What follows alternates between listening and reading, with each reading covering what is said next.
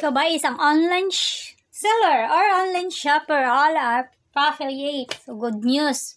Pwede nating dagdagan ang earnings natin dyan. Try nyo download itong Shopback, tapos mag-sign up kayo, lagay nyo referral code para maka-earn din kayo ng reward. Ayun. Paano ba tayo kikita dito sa Shopback? Paano papasok yung earnings natin? So, after nyo makapag-sign up, halimbawa, di ba may makikita nyo dyan sa Shopback mga iba-ibang store or market. Halimbawa sa Shopee, punta kayo sa Shopee.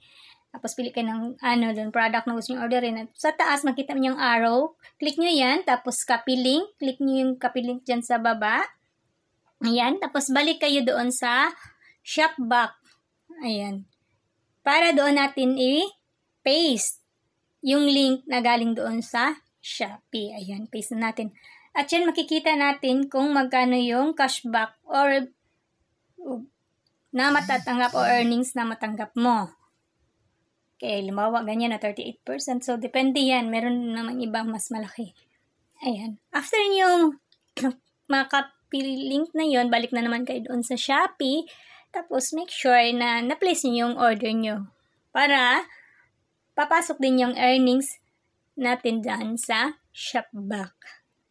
Kasi after namang successful yung order ninyo, tsaka kapag bayad kayo, sure yun, may babalik talaga na earnings sa'yo. Okay? Tapos, ayan. Explore nyo lang yung maraming mga online market dyan o store. So, may iba't ibang, yan dyan sila, mga cashback. So, depende yan doon sa company or sa store kung magkano yung Shopback or cashback, ibalik nila.